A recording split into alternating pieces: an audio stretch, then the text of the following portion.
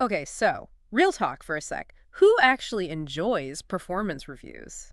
Anyone. It's like they're right up there with like root canals and jury duty, right? Well, you're definitely not alone in that feeling. Tons of people find those like traditional yearly reviews way more stressful than helpful. Like, where's the actual value? Right. Can we make this whole thing about more than just like surviving that annual meeting? That's why we're really digging into applied psychology and talent management this time. Sure. Specifically, chapter 5, it's all about tackling this whole performance management thing and how to make it actually valuable. Yeah, we're really talking about a total mindset shift here, moving away from those dreaded, like, performance appraisals, and instead we're moving towards a more continuous integrated approach. So, yeah, performance management. Okay, so less, you were 5 minutes late to that meeting, and more like, how can we actually work together to crush these goals kind of thing? Exactly. Think of it like this: an ongoing dialogue. Feedback's directly tied to strategic goals.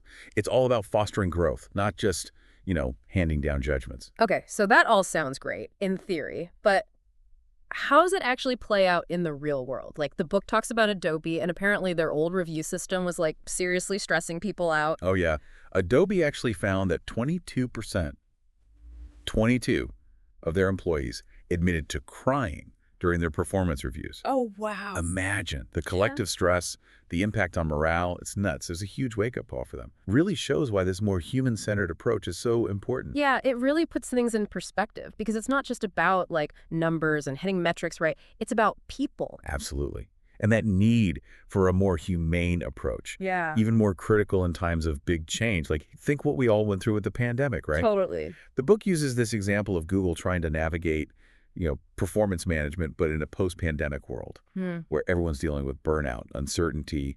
It's like you're already juggling a million things and then boom, now you got to worry about meeting some random productivity target.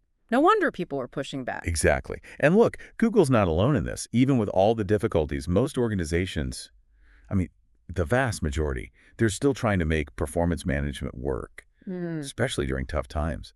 It's all about finding that balance, Hmm. supporting your people, but making sure the company can still thrive. So it sounds like what you're saying is performance management, even though it can be messy and complex, even during a pandemic, it's kind of unavoidable. Yeah, Chapter 5 makes it crystal clear.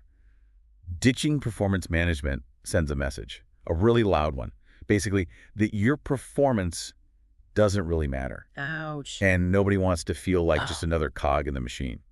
Okay, so if we can't escape it, how do we at least make performance management, suck less? What makes a system actually successful, one that helps people, actually thrive? Well, Chapter 5, it actually lays out 9, count 'em, 9 key characteristics. Yeah, 9. And honestly, they're mostly common sense, good management stuff. 9 characteristics. Okay, I'm already feeling like I'm back in school taking notes here. So give me the highlights. What are the really important ones to focus on? So, 2 big ones that really jumped out at me. Okay, so first, congruence with strategy. Okay. This is huge EE. Yeah. It means making sure what you're measuring, actually aligns with the organization's goals, like their big overarching goals. You don't want people like running around achieving all this stuff. Right. That ultimately doesn't even matter. It's like, congrats, you hit 10,000 steps every day. Sure. Oh, by the way, we're a submarine company. Exactly. And it sounds obvious, but honestly, you'd be surprised how often companies they lose sight of the big picture. Yeah.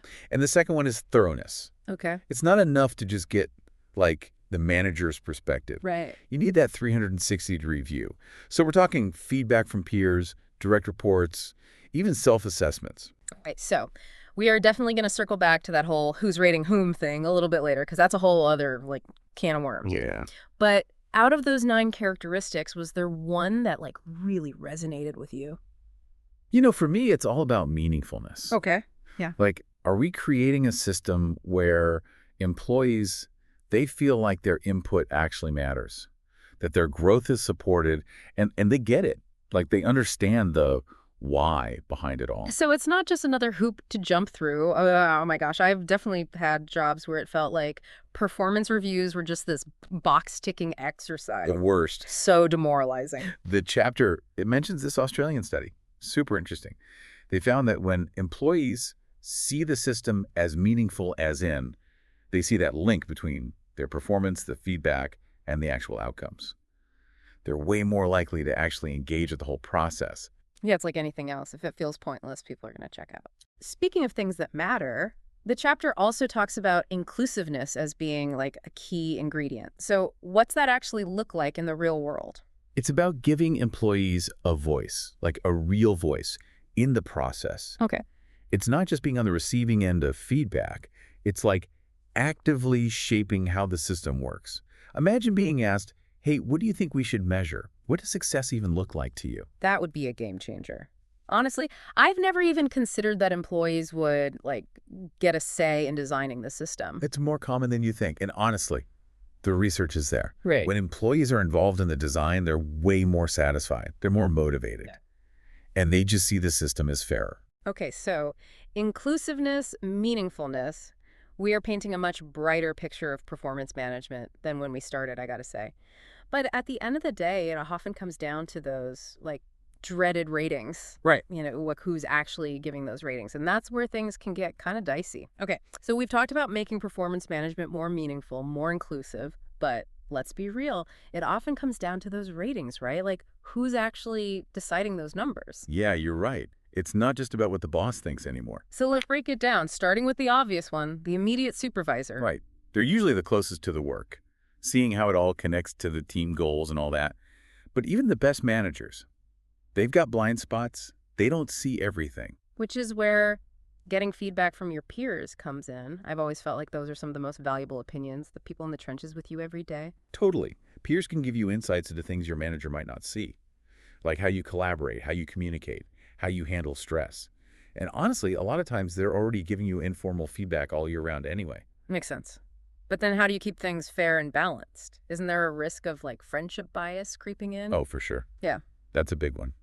But research shows that using super clear criteria can help. So instead of just like rate this person on teamwork, you'd have very specific behaviors listed out. How interesting. Like what? Like contributes meaningfully in brainstorming sessions or proactively supports colleagues with their workload, that sort of thing. So you're taking out the guesswork a bit, which makes sense. But how do you balance that with creating an environment where people actually feel comfortable giving constructive criticism, especially to their friends? It's definitely a balancing act. Yeah. That's where building a culture of feedback is so important, where it's not seen as a personal attack, but as a way to help each other grow. Right. Okay, so we've talked about supervisors and peers. What about when the tables are turned? What about direct reports rating their managers? Upward feedback, I think it's called. Yep. Upward feedback. It can feel a little intimidating at first, for sure, but it can be so valuable. Direct reports have such a unique perspective. They see a manager's leadership firsthand. Right. I guess I never thought about it that way. They can give amazing insights into communication style delegation, how well they support their team's development. The chapter even talks about this South Korean public institution that used upward feedback successfully for 7 years. 7 years. Wow. Okay, I'm starting to see how powerful this could be. Yeah, and it really helped them improve their management practices and boost morale. It's pretty cool. Okay, so we've covered supervisors, peers, direct reports. What about the most biased source of all, ourselves? How do self-ratings fit into this whole thing? Well, self-awareness is crucial, right? Yeah, But you're right, we do tend to go a little easy on ourselves. just a tad. But the good news is there are definitely ways to make self-ratings more accurate. Okay, so give me the inside scoop. What's the secret? First tip, use a relative scale. Instead of just saying, I'm excellent at time management, compare yourself to others. Like, I'm above average compared to my peers. That kind of thing. Makes sense. It's all relative, right? Exactly. And make it a habit.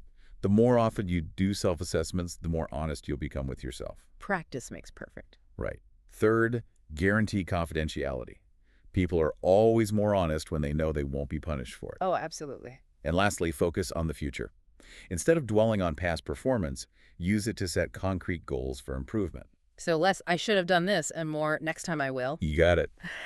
Now, there's one more type of self-rating that's really interesting. It's called a supervisor perspective self-rate. Supervisor perspective. Okay, you're going to have to explain that one. So basically, you try to step into your supervisor's shoes and rate yourself as they would. Oh, wow. Yeah, it forces you to think about their priorities, what they value. The research shows it can actually help close that gap between how we see ourselves and how others see us. I like it. It's like performance review role-playing. Exactly. Okay, we've covered a lot here, from managers to peers to even rating ourselves. But one thing we haven't touched on yet is team performance. How do you even begin to measure individual performance when so much of what we do happens in teams? It's a great question. And the answer is it depends on the type of team. The chapter breaks it down like this. You've got work teams. They're the ones doing those day-to-day tasks. Hmm. Think like a customer service team. With them, you need a mix of individual metrics and team-based goals. Okay. Then you got project teams. They're put together for a specific project with a clear end date. With them, it's all about regular check-ins, making sure everyone's on track, and course correcting if needed. Makes sense. So different teams, different approaches. What about those more like fluid interconnected teams? We see a lot of those in tech, don't we? All the time. Yeah. The chapter calls those network teams. They're often spread out geographically, working across different departments.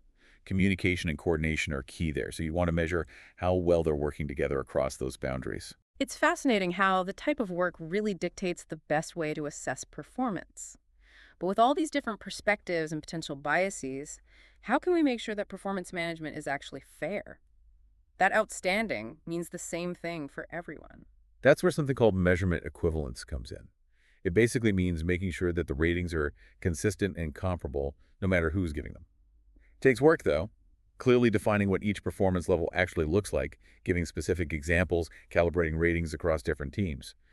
But it's essential for making sure everyone's playing field is level. Fairness.